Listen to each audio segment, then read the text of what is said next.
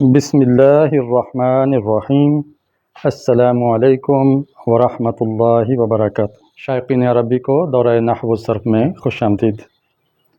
آج ہم منصوبات کی بحث میں سے اقسام میں سے پڑھیں گے حال۔ پہلے 6 منصوب ہم پڑھ چکے ہیں جو کہ حقیقتاً 5 ہیں۔ میں نے مفعول بہ کا جو حصہ ہے منادہ اس کو الگ شمار کر دیا ہے، اس طرح یہ 6 بن گئے۔ اور 7واں منصوب حال، یہ وہ منصوبات ہیں جن کے اندر فعل آتا ہے، یعنی جملہ فعلیہ کا حصہ ہوتے ہیں، اور جو جملہ اسمیہ کا حصہ ہوتے ہیں وہ میں نے اینڈ پہ کر دیے ہیں۔ آج ہم سیکھیں گے حال۔ ہدایت النحو کی عبارت کو نقطہ وار آپ کے سامنے درج کیا ہے۔ یہ 12 نقطے ہیں اور اس کے اندر ہی ضمنی 2 نقطے اور ہیں۔ تقریباً 14 نکات پر مشتمل آج کی گفتگو ہے۔ سب سے پہلے نقطے میں تعریف ہے حال کی۔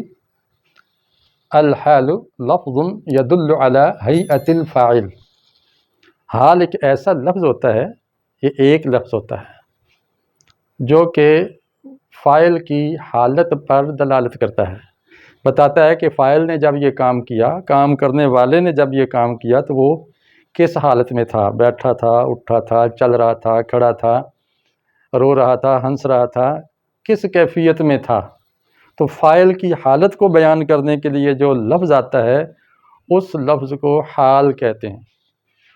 جیسے جاءنی زید راکبا، میرے پاس زید آیا سوار ہو کر۔ جب وہ میرے پاس آیا تو اس کی حالت یہ تھی کہ وہ سواری پہ سوار تھا۔ تو یہ آنے والے کی حالت اور کیفیت بیان کی ہے اس لفظ راکبا نے، اور یہ بھی منصوبہ ہو گیا بوجہ حال۔ یہ مفعول نہیں ہے، یہ حال ہے۔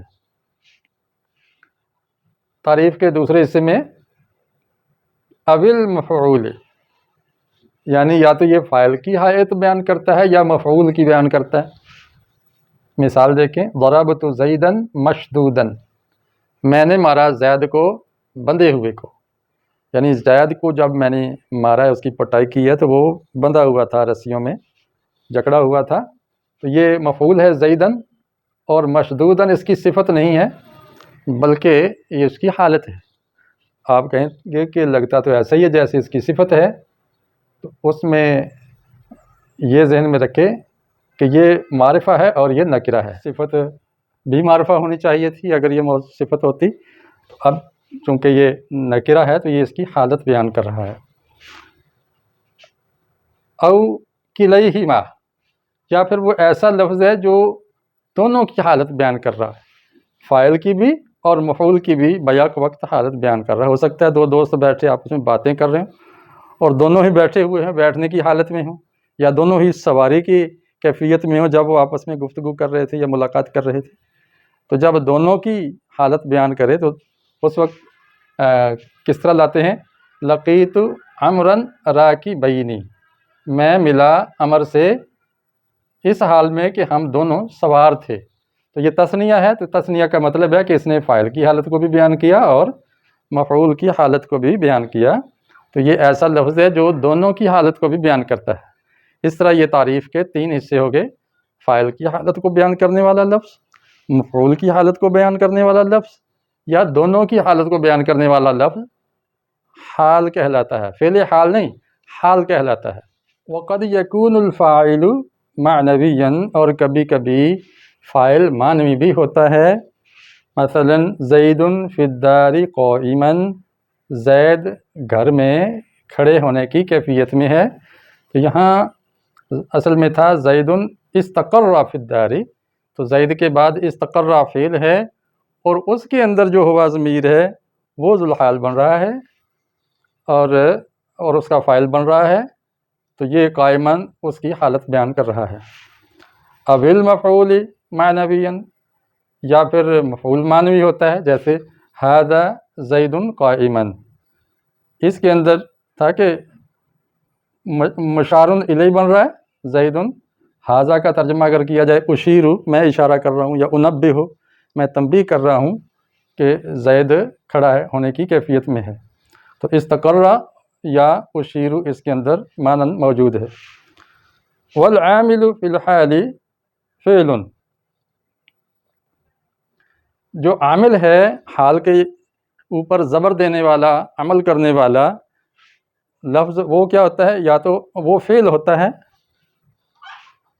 لفظی طور پر یا معنوی طور پر، او معنی فعل، یا فعل کے معنی میں ہوتا ہے۔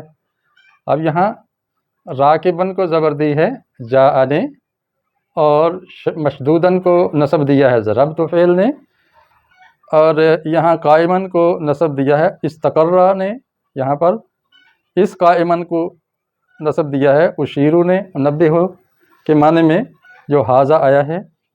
یہ عامل فعل ہوتا ہے یا لفظی طور پہ یا معنوی طور پہ۔ والحال نکرۃ ابدا، اگلی بات یہ ہے کہ حال ہمیشہ نکرہ ہوتا ہے، معرفہ نہیں ہوتا۔ یہاں دیکھیں راکبن، مشدودن، راکبین، قائمن، یہ سارے جو الفاظ ہیں نکرہ آ رہے ہیں جو حال واقع ہو رہے ہیں۔ وذو الحال معرفۃ غالبا، اور جو ذو الحال ہوتا ہے جس کی حالت بیان کی جائے اسے ذو الحال کہتے ہیں، ظاہر ہے وہ فاعل ہوگا یا مفعول ہوگا، تو وہ اکثر یا اغلب وہ معرفہ ہی ہوتا ہے۔ یہاں دیکھیں زیدن ذو الحال ہے تو یہ معرفہ بن رہا ہے، یہاں زیدن بھی معرفہ ہے، یہاں جو عمرن ہے معرفہ ہے، علم ہے زید۔ تو ان ساری مثالوں میں آپ دیکھ رہے ہیں کہ ذو الحال معرفہ بن رہا ہے۔ وَإِنْ كَانَ ذُو الْحَالِ نَكِرَةً، لیکن اب اگر کبھی ذو الحال نکرہ ہو پھر کیا ضروری ہے؟ یجب تقدیم الحال، پھر حال کو پہلے لائیں گے، مقدم کریں گے۔ جاءنی راکبا رجلا، میرے پاس ایک آدمی سوار ہو کر آیا۔ اگر یہ راکبن کو بعد میں ذکر کر دے تو جاءنی رجلا راکبا، تو یہ اس کی صفت بن جاتا، تو موصوف صفت اور ذو الحال حال میں فرق کرنا مشکل ہو جاتا، کیونکہ یہ بھی نکرہ ہے اور یہ بھی نکرہ ہے، تو دو نکرہ ہوں، دونوں لفظ نکرہ ہوں، اعراب میں ایک جیسے ہوں، عدد میں ایک جیسے ہوں، عرف و عام میں ایک جیسے ہوں، تو یا تذکیر و تانیث میں ایک جیسے ہوں، یہ چار جہات سے اگر وہ ایک جیسے دو لفظ ہوں تو وہ مرکب توصیفی بن جاتا ہے۔ اب صفت سے بچانے کے لیے اب حال کو ہم مقدم کر دیں گے اور ذو الحال کو مؤخر کر دیں گے۔ وقد تکون الحال جملۃ خبریہ، اور کبھی کبھی حال جملہ خبریہ کی صورت میں آتا ہے، تو ایسی صورت میں اس سے پہلے واو حالیہ کا اضافہ کیا جاتا ہے، اور یہ جملہ خبریہ چاہے فعلیہ ہو چاہے اسمیہ ہو، دونوں کی مثالیں آ رہی ہیں۔ جاءنی زید، میرے پاس زید آیا، تو کس حال میں زید آیا؟ وغلامہ راکب، اس حال میں کہ جب اس کا غلام سوار تھا اور وہ سوار نہیں تھا، یہ واو حالیہ ہے، اور غلامہ مبتدا بن گیا اور راکب اس کی خبر، مبتدا اور خبر مل کے یہ جملہ اسمیہ خبریہ ہو کر یہ بصورت حال جملے میں واقع ہے۔ او یرکب غلامہ، جاءنی زید و یرکب غلامہ، اس کو ہم واو کہہ لیں، حالیہ کہہ لیں، کہ زید میرے پاس آیا اس حال میں کہ اس کا غلام سواری کر رہا تھا، تو یہاں دیکھیں یہ فعل آ گیا ہے اور غلامہ اس کا فاعل، فعل اور فاعل مل کے جملہ فعلیہ خبریہ ہو کر یہ واو حالیہ کے ذریعے حال بن رہا ہے زیدن کا۔ وقد یحذف العامل لقیام قرینہ، کبھی ایسا ہوتا ہے کہ جو حال کا عامل ہے، ظاہر حال کا عامل فعل ہوتا ہے لفظی یا معنوی، تو وہ کبھی کبھی حذف بھی ہو جاتا ہے جب قرینہ موجود ہو۔ مثلاً آپ مسافر کو کہتے ہیں سالمن غانمن، آپ سلامتی کے ساتھ جائیں اور غنیمت سمیٹ کر واپس آئیں، جیسے ہم پنجابی میں کہتے ہیں خیر نال جا خیر نال آ، تو الوداعی کلمات جو ہیں اس کے اندر یہ لفظ محذوف ہو جاتا ہے، ترجع سالمن غانمن، کہ آپ سلامتی کے ساتھ واپس آئیں اور غنیمت سمیٹ کے آئیں، نفع کما کر آئیں۔ یہ چند باتیں تھیں حال کے بارے میں۔ ہم نے پڑھا کہ حال ایک لفظ ہوتا ہے یا ایک جملہ ہوتا ہے، اگر حال لفظ ہو تو وہ منصوب ہوتا ہے، اور جملہ ہو تو اس کے شروع میں واو حالیہ ہوتی ہے۔ پھر ہم نے یہ بھی سیکھ لیا کہ یہ جو لفظ حال ہوتا ہے یہ حالت بیان کرتا ہے فاعل کی یا مفعول کی یا بیک وقت دونوں کی۔ اگر دونوں کی بیان کرے یا زیادہ ہیں، جمع ہے، جمع کی بیان کریں تو پھر حال واحد تثنیہ جمع اس کے مطابق آئے گا انشاءاللہ۔ یہ چند چیزیں آپ کے سامنے رکھی ہیں۔ اگلے لیکچر میں انشاءاللہ قرآن مجید سے مثالیں کثرت کے ساتھ دیکھ کے اس کی مشق کریں گے اور ہم اس قرآن کے جملوں سے رہنمائی بھی حاصل کریں گے۔ اس کے ساتھ ہی اجازت چاہتا ہوں۔ السلام علیکم ورحمۃ اللہ وبرکاتہ۔